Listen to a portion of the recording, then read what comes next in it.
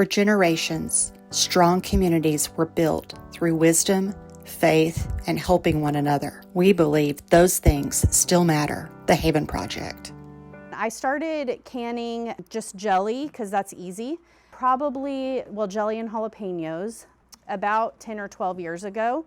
We grow all of our food on 1/3 of an acre, so it does not require a ton of land to grow food. And that's enough for 6 people. You don't have to have a big place, you just have to be strategic about how you grow. And there is more than one growing season. There's definitely 2 growing seasons. There's really even a 3rd growing season. And so you can fit a lot of food in one small piece. Now, I realize not all of you are gardeners, but I will start this by saying I highly encourage you to grow your own food. There is no replacement for growing your own food. We don't know what pesticides and chemicals are being put on our food. I think I talked last time about the hay shortage a few years ago, maybe 4 or 5 years ago, where the farmers didn't get enough cutting of hay, so they couldn't feed their cattle through the winter. So they butchered a bunch, and then there was a beef shortage. You may have remembered that. So I will say, growing your own food is the #1 way to go. That being said, I am very realistic, and I know that not everybody can grow their own food. You may not be in a space where you can grow all of your own food. You may not be in a place in your life where you can grow all of your own food. I literally just told my husband last week, he was talking about all these expansions he wants to make. I'm like, if you die before me, there's no way I can manage this. You need to condense and get systems in place because this is really overwhelming. So I get that.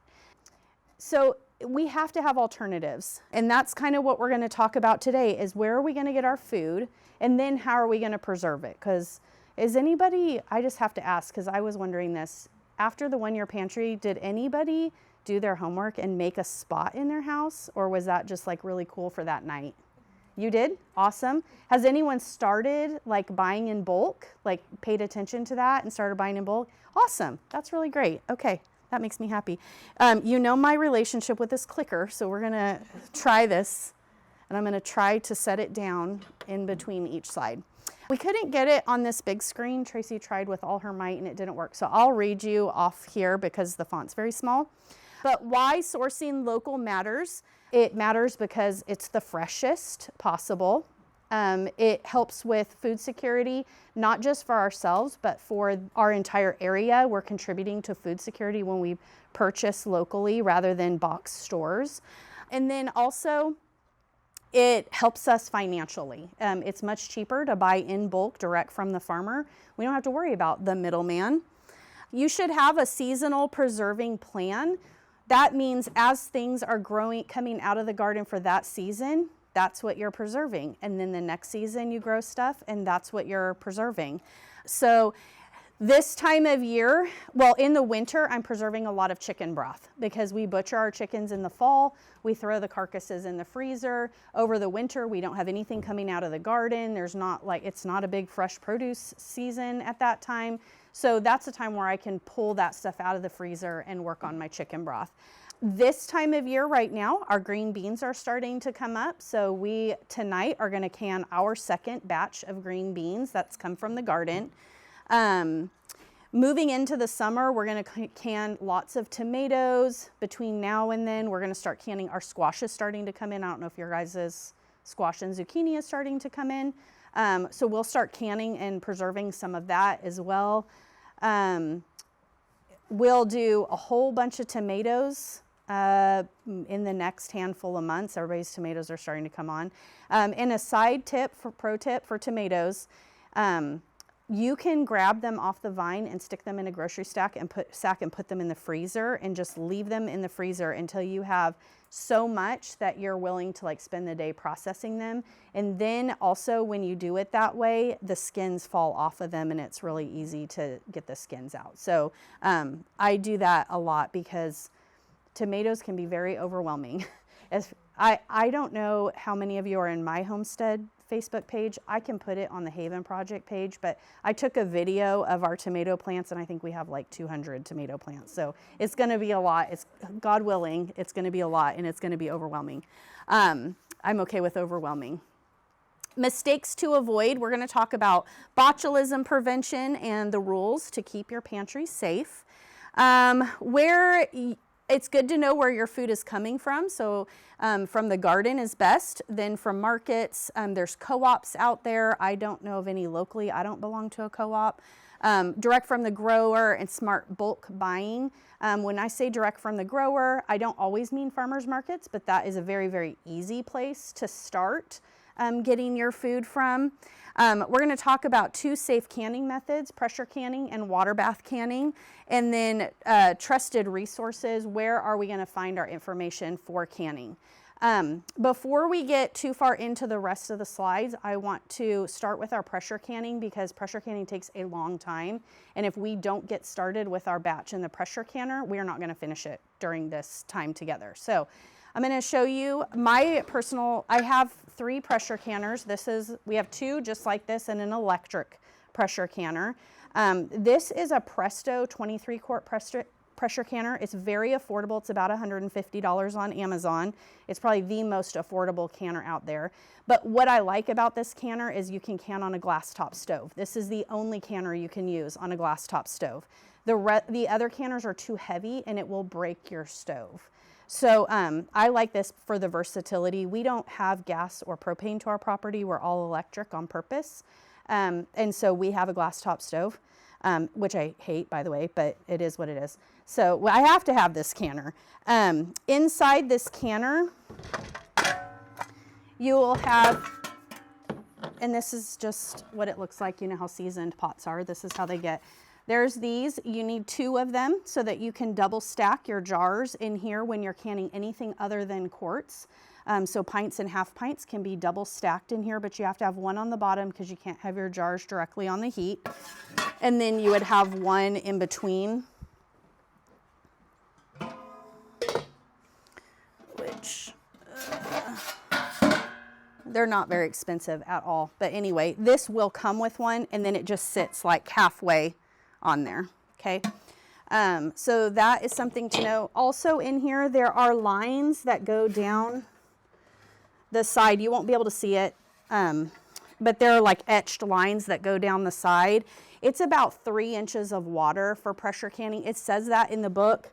I can see it because I can see my water line in here from doing it so often. And I just kind of know, but it's 3 inches of water that we're going to put in there. And then before we can, we want to make sure that our seal is in good shape, that it's not cracked or torn. There's also this little spout thing that you should be able to look through and see daylight. So I just blow it. And then I just look to make sure I can see light through it, because that's where our steam is going to vent through. So we want to make sure it's not blocked. We have the dial, but I'll be honest, I don't really pay a whole lot of attention to the dial. Because it can be, if it's not calibrated, it may not work right. And so you have a weight, and so I have the correct weight that I need. And the weight, once it's on here, once it starts jiggling like this, it doesn't matter what this dial says, it's up to pressure, because it's a weight. I mean, it's 10 pounds so of pressure is what we're after. So I'll show you guys all of that. And then the other thing is this button. I call it the done button. When that's fully up to pressure, or when it starts to pressurize, this thing will pop up like a turkey button. And when the pressure is completely gone, it will come down. And that's when you know you're not going to explode the roof off of your house. So as long as that's down, there's no pressure in there, okay? The other thing to know is whenever you are opening your canner, you want to open it away from your face so that all the steam goes that way and not in your face. So those are some like safety things. I said it last time and I'll say it again. I stared at my canner for 6 months. I was terrified I was going to kill my family. I watched hundreds of YouTube videos and watched YouTube videos while I did it for the first time. So I understand the hesitation and reservation to doing it. And honestly, it's just not going to get any better no matter how many videos you watch or how much time goes by until you do it the first time, and it's okay. This is what our end goal is. We don't store with the rings on because you can get a false seal. So once they come out of the canner, we take the rings off of them. We are looking to make sure that this button, you know, when you play with the jelly top button, it pops. We want to make sure it doesn't do that, that it's all the way sunk in. And then you can also do a lift test where you're lifting it from the lid of the jar just to make sure it's completely sealed. We do it every time, so I already know this is good. So before we get into the rest of the slides and the rest of the stuff I brought to you guys, if you want to come over to the kitchen, it's very small, so bear with us. The youth is using the kitchen tonight. So we're going to I didn't feel like we could do this without a visual, because for me, I need to see the thing rattling. I need to see the button pop up. Like, I need to know that what somebody is telling me is like real life, right? So, okay, so if we want to head to the kitchen, I will show you what it looks like to get the pressure canner. So with green beans, and we'll talk about resources, with green beans in particular, we are going to make quarts of them. We need 1 inch of headspace, which is the bottom of the last thread there. So I've already done that, and a teaspoon of salt. So I went ahead and fixed the green beans up, but just so you guys could trust me, I only have 5 things of green beans. So I was like, what else do I need? I use diced carrots for soups, stews, like chicken pot pie, shepherd's pie, where I don't want big round things of carrots. I just want diced carrots in a smaller amount, because I'm putting like a jar of corn and green beans and peas and carrots in one thing. So I was a little low. So I know my canner, this canner can hold 7 quart jars. So I had room for 2 more. So I just diced up some carrots and put, because it's half the size, it's half the salt. It's a half a teaspoon of salt in there is all I did. And I'm gonna go ahead and just fill it up with sink water all the way to the bottom thread. One thing to know about canning is whatever the temperature is of your jars is what the temperature of your food needs to be. And it's the temperature that the water in the canner needs to be. Because what you don't want to do is you don't want to take something boiling hot and stick it into something cold, because it'll break that way, and we don't want it to break. So I'm just going to fill this up. These are cold. I'm just going to fill it up with like room temperature sink water to the last thread, nothing fancy. And then I'm going to put, I'm using ball canning lids today. This is just what they have at Walmart. It's not fancy. There is some American-made company called 4 Jars that I really like. My husband does not like them, but I don't know why. So I'm gonna wash these jars, these lids, super quick. The other thing that you wanna do is you wanna wipe the rim of your jar. I know that nothing's on here, but like if I was doing chicken broth, there would be broth on the rim of my jar. Or if I'm doing something sweet like jelly, which we're gonna do in a little bit, there's jelly on the rim of the jar. So I just wipe the rim of the jar. Also, when you do it, it allows you to feel like if there's any chips in the top of your jar. Water will dissolve sugar, so it's fine if it's anything like this to use water. But if you have anything like more fatty or oily like chicken broth or meat, you want to use white vinegar to break through that. This will help you get a good seal on your jar. I'm just going to put 3 inches of tap water in the bottom. It's like, hold on, let me find my little mark here. Okay, here's where the little etches are. It's like right around here is where I'm going to fill it to. Okay, wow. Okay. Okay, when you can, you put your lids on, you put them on finger tight, meaning all you do is like that. You don't like crank them down, okay? Just finger tight. My green beans, before they come out, then they'll look that green bean color, that canned color once they get done. So this is a full canner. I wouldn't double stack this canner because of the quart jars. Pints I would double stack. I turn it all the way up to high, and once I reach pressure, I turn it down to low. And I would do that whether it was electric or gas, jiggling, and we're going to see that today. What's going to happen is the water inside it is going to start to boil, and it's going to produce steam. And that little spout on the top that I blew into, that I wanted to see the daylight out, steam's going to start coming out of there. Once there's a steady stream of steam, say that a couple times, it needs to do that for 10 minutes, a steady stream of steam for 10 minutes. Once it's 10 minutes, we can go ahead and put the weight over the top of that and let it come up to pressure. I keep it on high this whole time. Once it comes up to pressure, that weight is going to start rocking, and we're going to actually be able to hear that from in here, and so you don't have to stare at it because you can hear it around your house. I'll listen for it. If at any point during the processing time that weight, it like drops pressure and that weight quits jiggling, we have to get it back up to pressure again and start the timer all over again. So you don't want to drop it too much. Now, as far as what I put in the canner, we'll talk about foods you can can with a pressure canner versus the water bath canner here in a minute. But as far as having two different foods in the canner, you saw I had green beans and carrots. They do not have to have the same processing time. Those do. That's just because that's what my shelf needed. But for example, if I wanted to put green beans in there and I wanted to put ground beef in there, ground beef has to process for 90 minutes. My green beans would be fine to be in there the full 90 minutes. So you cook to the longest ingredient. And that's the same like if you're doing canned meals, like let's say you're doing chili and we have chili on our shelf. It's so nice to like open it up and have a meal completely ready. If you're doing chili, the tomatoes can actually be water bathed, but because you have meat in there, you now have to pressure can it. Whereas water bath tomatoes are maybe 15 minutes, 20 minutes, the meat is 90 minutes. So now it's all going in the pressure canner and it's all going at 90 minutes. So whatever the ingredient is with the longest cook time, that's your time in the canner. Does that make sense? Because we don't want to under process meat especially, right? Okay, so let's keep moving for now. Okay, so here's some statistics. Every 45 cents of every dollar at a farmer's market stays within our local economy. So that's a good reason why it's important to support our local farmers. $6 of fresh produce is returned for every $1 invested in a garden. So it costs a couple of dollars to buy a package of seeds for sometimes 100 seeds. And that's like enough to feed the state of Oklahoma for 5 years. So especially on something like okra, it's really prolific. 37.5% more fruits and vegetables are eaten if you grow it yourself, or you buy it from a community garden versus the grocery store. So it's much healthier.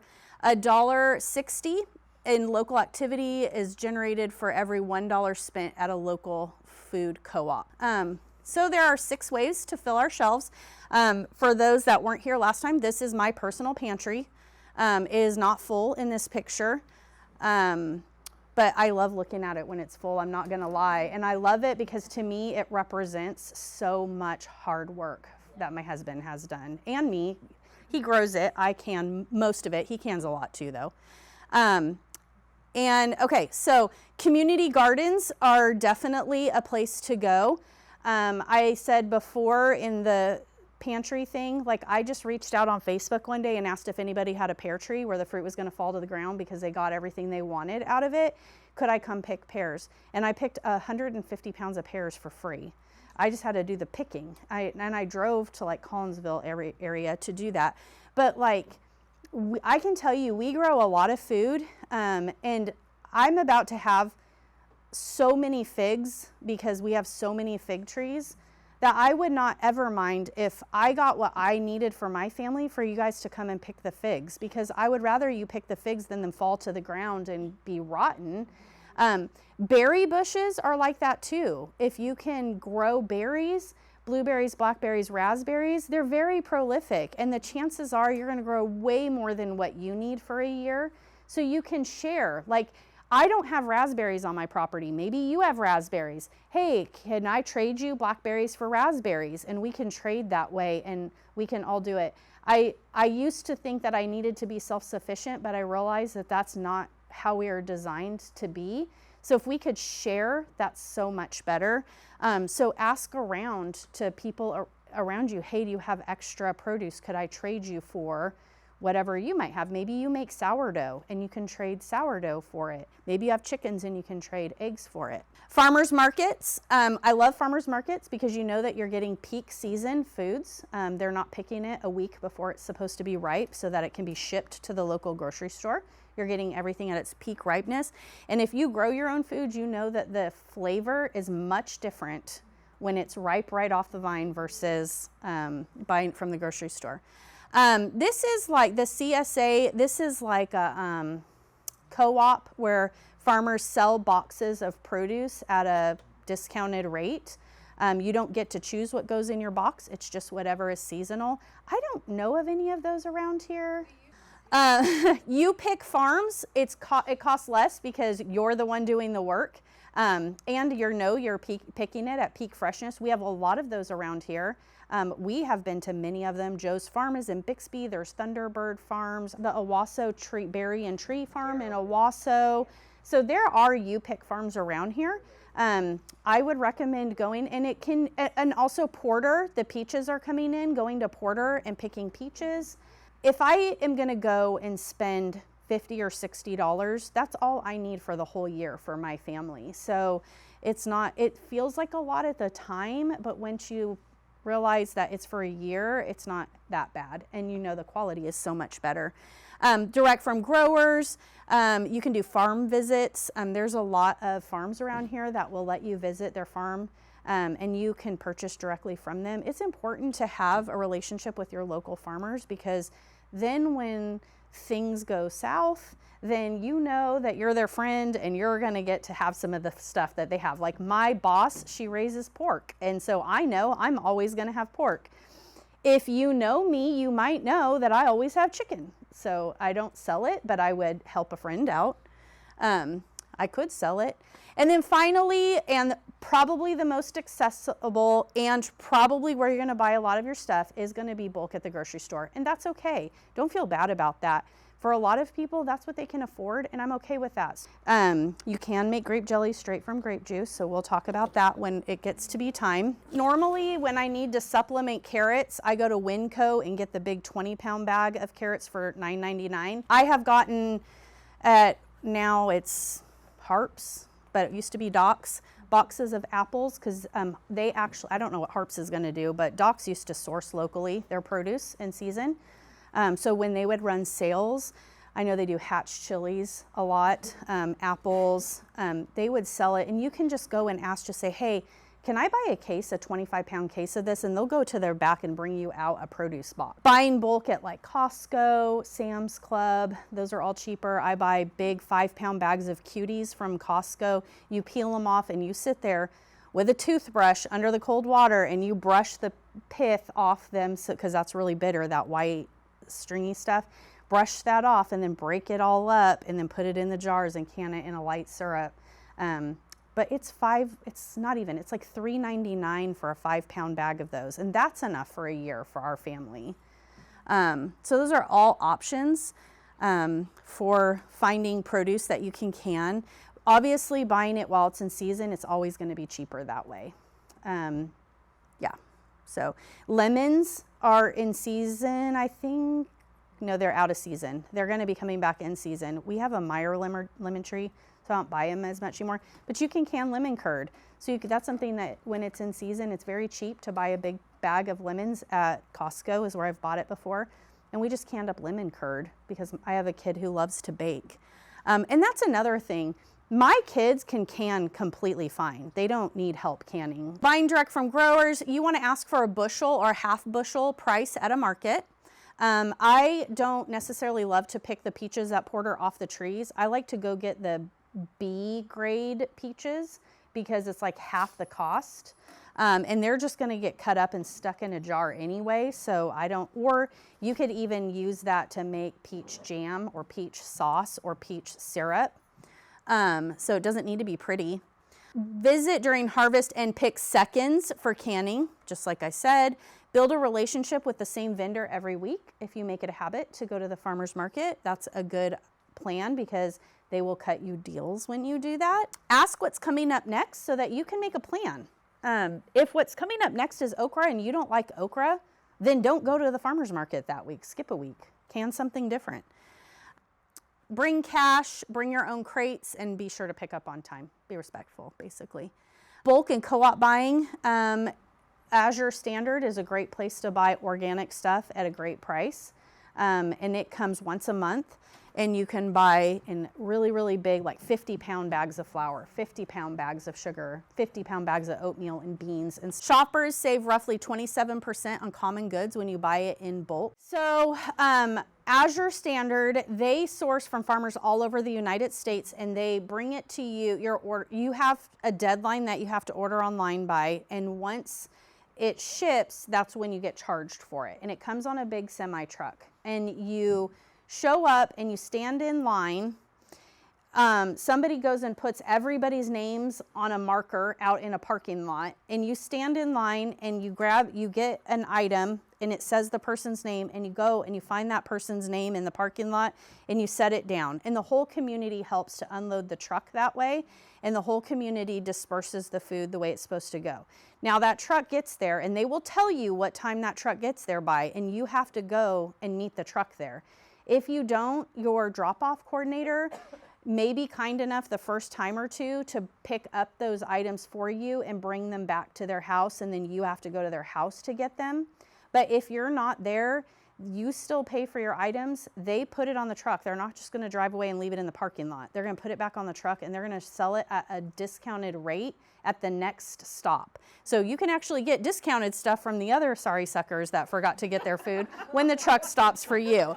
But I would say, be sure that if you're going to order, that you make arrangements to have that picked up. It's actually why I don't do it a lot, is because I'm so busy and I need a friend who has different days off than me that we could share the load, because I would use them a lot. It's AZURE, Azure Standard. And the coordinator keeps in touch with the driver and sends out like a mass text message that the truck is going to be here at this time. The truck is an hour away. The ET, and they do a good job. You can split cases of tomatoes, peaches, and beans. If you can't do it all, like you buy a big case and you're like, what am I going to do with this? If you can't do it all in a weekend, then you can split it and put half in the refrigerator or half in the freezer, depending on what it is, and then can it the next time. I think what would be really cool, as somebody who cans large quantities of things, if we all canned and then we all shared what we canned. Like, hey, this weekend I'm gonna can the beans for all of us. This weekend I'm gonna can all of our peaches, and then we dispersed it that way. I would love that, because that would save me a lot of time. Okay, so you can cut packaging waste and your grocery bill at the same time. These are some suggestions for spring, summer, fall, and winter canning. I'm going to say this again, don't can something that you wouldn't normally buy at the store you're not going to eat. Otherwise, it's a complete waste of money and time. So I would not eat half of this stuff, but these were the suggestions based on the season, so I'm going to read them off to you. Spring, rhubarb sauce, pickled asparagus, strawberry jam, and mint syrup. Syrups in general, I guess, are good. Summer, berry jams, peach sauce, pickled cucumbers, and crushed tomatoes. I'm going to can in the summer diced tomatoes. Spaghetti sauce is the big one, because I'm Italian, we can go through some spaghetti sauce in my house. In pizza sauce, I'll can that. And tomato juice, so that we can use that in chili and soups and stuff. In the fall is when apples and pears are in season. So apple butter, pear sauce, or pear butter, we can. Salsa, we're going to do that in the summer when our tomatoes are ready. And then green beans. Our green beans we grow this time of year. We're going to have a fall crop as well, so we will can both times of year. And then winter, citrus marmalade, bone broth, that's what we do, definitely. Cranberry jam is on there because cranberries go on sale around the holidays. We actually can cranberry juice and cranberry grape juice. We don't do cranberry jam, but if you like cranberry sauce, you might can cranberry sauce. But can what you're going to eat. We can a lot of, like when apples are in season, we do apple butter, apple sauce, apple pie filling. Those are the big apple things that we can. For peaches, we do peach jam, peach syrup, peach, I prefer jam to jelly, so I do can some jelly. Peach pie filling. And peach lemonade, actually. I can a lot of flavored lemonades. Salsa I do, like anybody else does. We do all kinds of salsa. Do all kinds of jams. We do a lot of pickled stuff. I don't like the flavor of vinegar, so I'm not like a big pusher of the pickled and fermented stuff, but it's very healthy for you. You should eat it. Ball canning book will tell you, the ball jars will tell you 18 months. I have eaten stuff that's 3 years old and it's just fine. I really don't care about expiration dates. I think that they are to get you to continue to buy food. I don't subscribe to them. I have 3 tests. I look at it, and if it looks okay, then I smell it. And if it smells okay, then I taste it. And if it tastes okay, then I eat it. I don't care about, the only true like expiration date that I've ever really come across is milk. Other than that, I don't really care. I guess orange juice, that also can go bad pretty quickly.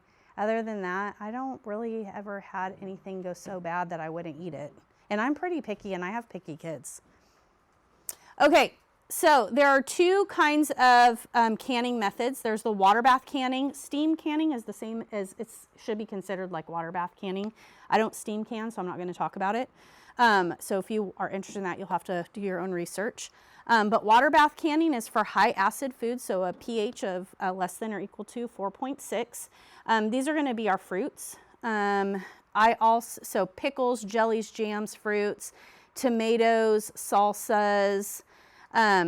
Tomatoes can have a varying pH, so in your tomatoes you should always add a teaspoon of citric acid just to make sure that the pH is low enough. You could add lemon juice also, but my whole family complains of things being too sour if I add lemon juice. Citric acid doesn't have a flavor, so they much prefer the citric acid. So if you have a question about the acidity, you can go ahead and add some citric acid or some lemon juice to it just to help that.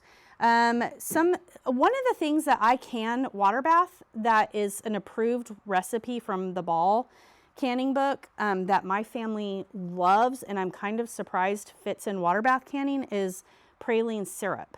Praline syrup is like a family favorite. My kids don't eat regular syrup anymore since I started canning that. It's dark Caro syrup, sugar, and pecans. And I don't know why that can go in the water bath canner, but it's apparently, I didn't realize pecans were so low in acid. Low acid foods, so pH greater than 4.6. These are vegetables, beans, meats, poultry, seafood, and broths. These are the only safe methods to do these foods to prevent botulism. When it comes to canning, I do not deviate from standard recipes at all. Maybe with the spices here and there, but if it tells me 90 minutes, I'm probably gonna go 91 minutes. Every year, Ball puts out, I think it's every year, they put out a new magazine in the canning section at Walmart, and that's where I grab it. You could see where, by my little sticky tab, I did not like make anything showy for you guys. This is like my real life. So here's my little sticky tabs. I know for sure in here is my strawberry lemonade canning recipe. I even just bought frozen strawberries and lemonade concentrate at one point when I was making a whole bunch of it. So I didn't even do it fresh, but there's that. I make peach lemonade, blackberry lemonade, raspberry lemonade. My kids love it. The pecan or praline syrup is in one of these books also. And how you read the book is you just go to whatever it is that you're canning. So for us today, we're canning green beans. So it has a green bean section. You guys, this book is so stained and nasty. I literally open it every time I can anything. I don't think you can be too safe when it comes to canning. And this tells us that we need to wash and drain our beans, which I did, trim the ends and cut, which we did. We are raw packing our green beans, which means I tightly packed the beans into jars. Then I added water to it because remember the temperature has to be consistent on whatever we're doing. It has to have headspace. So headspace is the amount of space from the bottom of your food to the top of your jar. An inch is the bottom thread, and then a quarter inch is the top thread, and so then a half an inch is somewhere in the middle. This is a debubbling tool. So once you stick your food in the jar, you add salt if you need to, and the book tells you how much salt. If it's a quart jar, it's a teaspoon. If it's a pint jar, it's a half a teaspoon. You got to debubble it by going around, and I didn't do that with the carrots and should have, but I did do it with the green beans. You need to stick this in and kind of move the beans around to allow the air bubbles to come up, and then readjust your water line as needed. At the end of the time, I'm going to take all my jars out and stick them on the table, which, by the way, you'll see, hopefully, when I take them out of the canner, I'm going to put them on a towel because they're going to come out blazing hot out of the counter, and the counter is going to be cold. So always stick them on a towel. I go through more kitchen towels than I ever thought. You go through a lot of kitchen towels when you're canning. But anyway, you just stick them on there, and then the lids are going to pop, and you're going to hear like a little ping. But the big thing is that that button is pushed down, and then once it's cool, you can double check it by picking it up by the lid just to make sure that it has a good seal. Okay, so for water bath canning, what we do is we put the jars in our pot. This is like a $30 pot, $40 pot from Walmart in the canning section. We have to have the thing in the bottom of it. This pot actually comes with a rack and handles. I just don't use it. I just throw that in there. Just less for me. I'm lazy, I guess. And then you stick your jars in there and you fill it up with water an inch over the top of the tallest jar, which with the quartz can get a little tricky because it has to start boiling. So then it starts boiling out, but I mean, it is what it is. Water bath canning doesn't take long. Like the grape jelly is only 10 minutes that we're going to can today. I just still need to make the jelly part of it, which I'll do here in just a second, and get that in there. Yeah, it doesn't take very long. And that pot's pretty big, so you can fit, I think I can fit 9 quarts in it, and like, I don't know, a dozen half pint, or 9, yeah, pints and quarts, and then a dozen or so, maybe more half pints. I don't can a lot of half pints. The half pints that I can are onions. I can, we grow a lot of onions, and so I make a lot of, oh my gosh, I'm so tired. Just left me, where you make the caramelized. Thank you, Lord. Thank you, Jesus. Caramelized onions. I'll put them in the crock pot with a little bit of butter and let them cook overnight, and then scoop them into the half pints, and then we can those. It's a great way for us to use up a lot of onions, but then we can pull it out for like burgers and stuff. And if I'm not using it, then I'll throw them in stew or whatever, because it's a bunch of flavorful onions. So I'll just throw them in there that way. Okay, so it's the same thing. Deep pot with a rack, at least 15 quarts. I don't know how many quarts that is, but it's more than 15. Mason jars, we need lids and rings. We need a jar lifter. That's what this is, to lift the jars out of the boiling water and onto the counter. And then a ladle, clean towels, and a timer. I use a measuring cup most of the time to scoop stuff. I don't use a ladle. I'm not very fancy. I use whatever I'm already using because it's already a lot of dishes to wash, if I'm being honest. So, all right. Pressure canning, we kind of already talked about it. We want a pressure canner that holds at least 4 1-quart jars upright on a rack. A dial or weighted gauge. I use a weighted gauge. And then a clean gasket, which is that rubber seal thing in there, is what I think that means. Vent pipe per the manufacturer, which is that thing that I blew into. With pressure canners, there are electric pressure canners out there that require much less vigilance from you. You do have to press the button when it beeps at you, and then once it starts canning, you can walk away from it. It'll come down for pressure. It'll cool off. It'll do everything for you. You could go to bed. You don't have to worry about it. You could take care of it the next morning. Pros and cons of the electric pressure canner. They're definitely less scary because you can like walk away and it does its thing. And it's convenient. And that's all I got. I actually don't like it. I like it if I have 12 quarts of something to can and I can only fit 7 in my canner and I don't want to run the canner again because it's 10 o'clock at night and I'm exhausted and my feet hurt. Then I can put the other 5 in there, but that's the downside. It only fits 5 and it takes twice as long. Like it takes forever to come up to temperature and forever to come up to pressure and forever to cool down. So what I can do in like an hour and a half in that canner, it takes me like 3 or 4 hours to do in the electric canner. So I don't love it, and I can way too much for that to be efficient for me. But like I said, if it's at the end of the day and I have more jars than what will fit in that, but I don't want to stay up all night, then I'll throw it in. So that's the benefit of that. But you guys can love it. Lots of people love it. I just Don't think it works for my level of canning. Mistakes that can cause botulism. Making up your own recipe. Do not make up your own recipe. You can adjust the seasonings if you want to, but do not make up your own recipe. There are approved canning websites that you can go to, and they are going to be listed on the last slide here. I would stick to them. I think it's the last slide. Yeah. If you add too much extra onions or peppers or thickeners, I don't know about the onions and pepper thing. Maybe it's because it gets too dense. I don't know. I mean, I can onions and they're fine.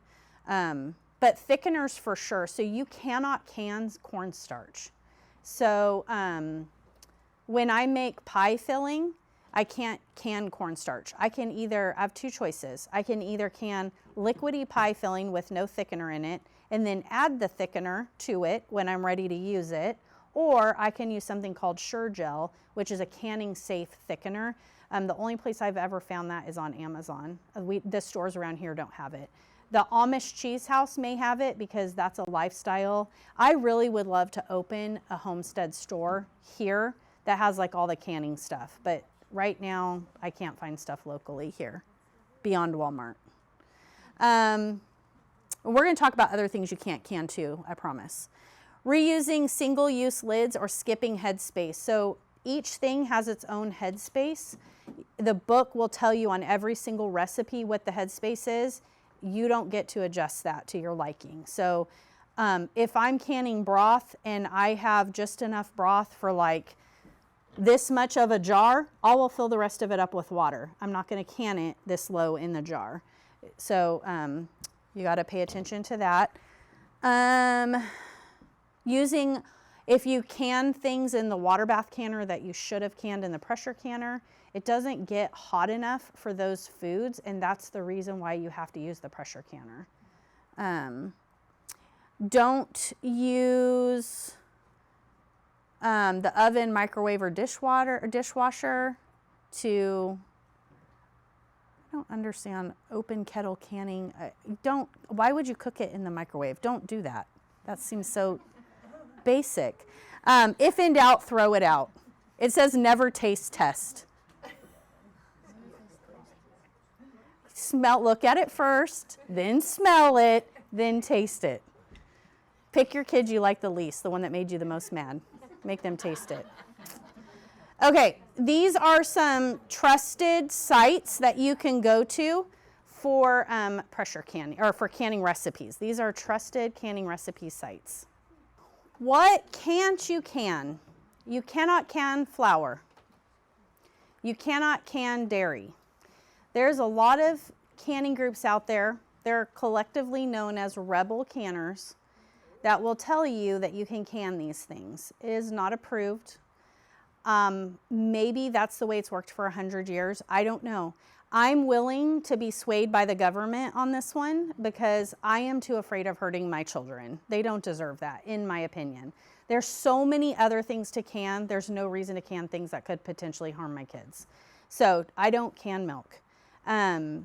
I think that you could freeze dry milk and turn it into powdered milk that you could later reconstitute, but I would not can it. You shouldn't can things high in fat. When I can ground beef, I cook it up and then I rinse it off before I can it. You don't want a bunch of fat in your jars. A lot of the reason for this, the problem with this fat is it makes it really hard to get things up to temperature. And so then it's not safe. It hasn't been canned safe.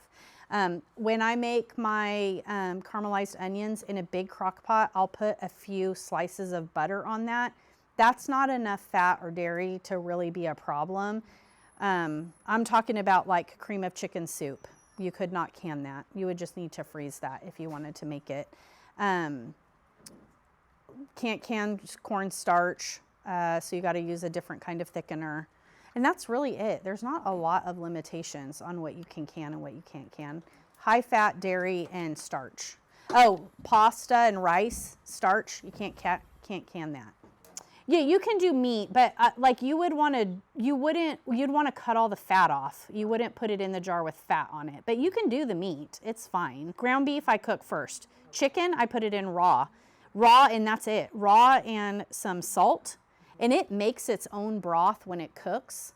Beef does the same thing, cubed up. I cube up a roast. Yeah, I just get, stew meat's expensive. I just get a cheap roast and cube it all up and throw it in the jars. Raw with, you can put a little bit of beef broth in there, but it will make its own broth.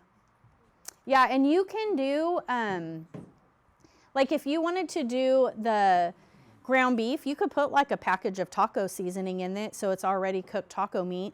We just don't, because I don't always know what I want to use the meat for, what recipe, and so it's just not a big deal to add taco seasoning to it. So I have pickled cauliflower, pickled beets, pickled peppers, pickled jalapenos, split pea soup, tomato juice, all different kinds of hot salsas, because my husband's a freak.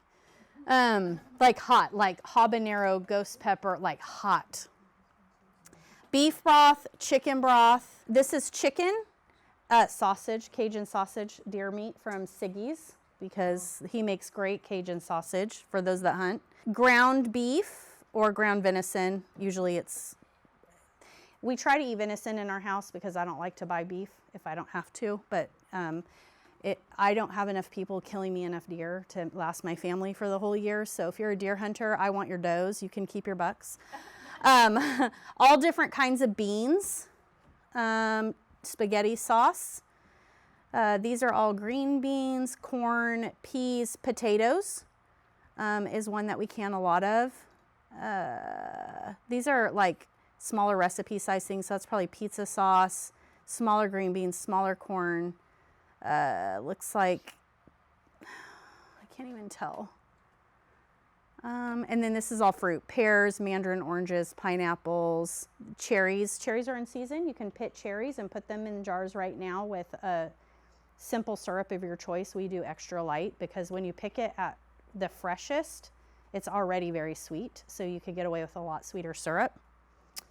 Applesauce, pear sauce. There's some syrups in there. That's our pie filling, and then our pickles. Those are things that we can. Yeah, you can also refreeze things. Like I always think that's so funny. People, did you know that? Like if you thaw something out from the freezer, you can in fact safely refreeze it. Yeah, so the grocery store, they have it frozen and they put it out there and it thaws, and then you take it home and you put it in your freezer. And they charge you more. Yeah, so you can definitely refreeze things. Yeah, so here's a hack for you.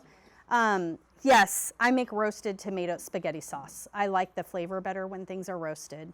I also put mine through like a peel and seed separator, like so that it pulls all that out for me. But here's a hack for those that are growing cherry tomatoes this time of year, and you get 7 million cherry tomatoes, and you're the only person that's going to eat them in your house. Or not, and you cannot possibly eat all that you're coming with. I take all those cherry tomatoes and I stick them in a big baking dish, and I chop up an onion and I throw in garlic cloves and I sprinkle some oregano over it, but you don't have to do any of that, and some salt, and I roast it for an hour on low, and then I throw it in the food processor and grind it all up and portion it out into quart-size Ziploc bags that I freeze flat. And then I take that and add that to soup and stew and chili during the winter time. And that's a great way to use up all of those cherry tomatoes that you can't keep up with. And I just started doing that 2 years ago. I don't know why it took me so long to do it.